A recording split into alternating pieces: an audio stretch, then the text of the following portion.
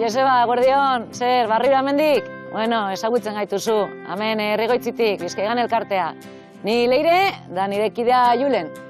Harinaukoan zeran egon zinen ardi erruloa zeran egiten dan ikusten, gaur ikusiko dugu ia behi esnearekin zeran egiten dugun edur maluta.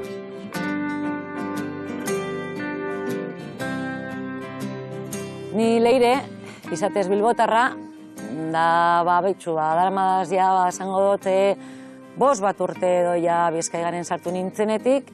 Azkenean Bizkaiganen ez da bakarrik ekoizpenerako edo soldata batzu lortzeko lekue, baizik eta beran filosofia eta baian baloretan oinarritzen bagara sektore primario hori edo lehen sektore hori bultzatzen dagoan elkartea bera, ez? Da dakizuelez, beizek hasi egiten dugu bihar, azkenean haiek dire gure ugazabak, haie barik ez dekogu zer eginik, egunero egiten dugu, lehenengo orduan, behiek ekarten duguz, erazten duguz, eratzita gero, baskan eman, pentsua, bedarra, alfalfie dana izatez, ekologikoa da, eta gero badoaz berriro kanpora.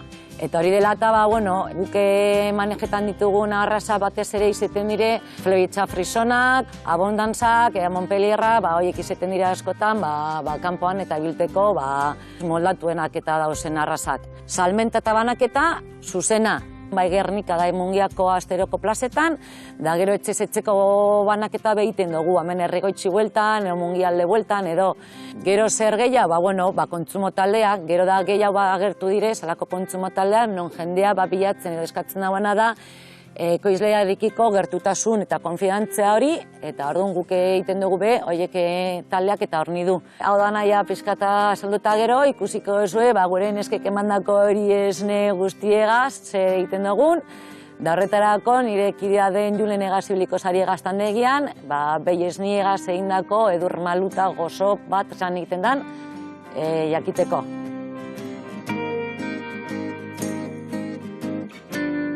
Hemen dekoguna da, behi esnearekin egingo dugun gazta erdi ondua, eta orain, egingo duguna da lira honekin, mamia ebai. Orain dela ordu erdi inguru botagu ligerra eta fermento batzuk, eta orain dekogu mamia ja preste bagiteko. Batxura, urtetan jako, hau da gehien bat desoretako. Oin bertan etxiko dugu holan, 7 bat minutu, 3-4 bider edo, engotxogu. Astiro, mamia, 3-4 buelta.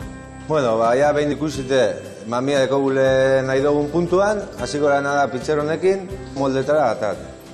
Hau gatxuregaz, egiten dugune da txarrien txako. Hemen dana aprobetxetan da. Bai hasi garela, proba batzuk guru zein, zumoa egiteko, gatxurarekin. Behin ja moldetara atarata dekogu zela, hemen mongotxogu, erdi buelta bat. Egunen zier, buelta, pare bat, 3 buelta, desoretan jarraitzeko. Eta ja lortzen dugunean gu gurugun pH-a, orduen sartzen dugu, kamarara de oreo. Hemen 24 ordu pasata gero, oinengo duguna da desmoldau eta gatsa emon. Astiro, oin tamainan arabera, 16 gramo, kiloko. Behin danari gatsa purbete ipinite, hasiko garena da eskuz zabaltzen, da parrillara. Dekogu behi gazta ondua, gero hau behi gazta erdi ondua, eta gero behian esnearekin beha egiten dugu gaztai freskoa, da baita ere jogurra.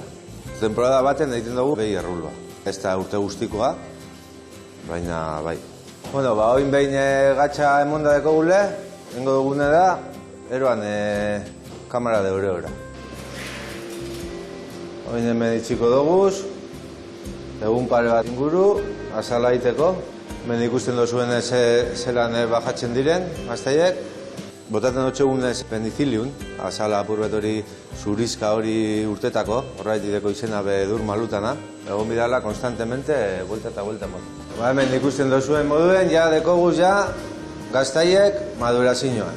Gutxi gara egoten die pare bat aste inguru. Da, bueno, honek ja ongo ziren esaten dana enbasetako.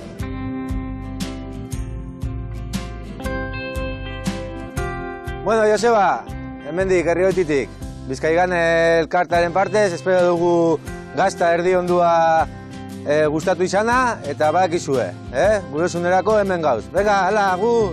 Agur!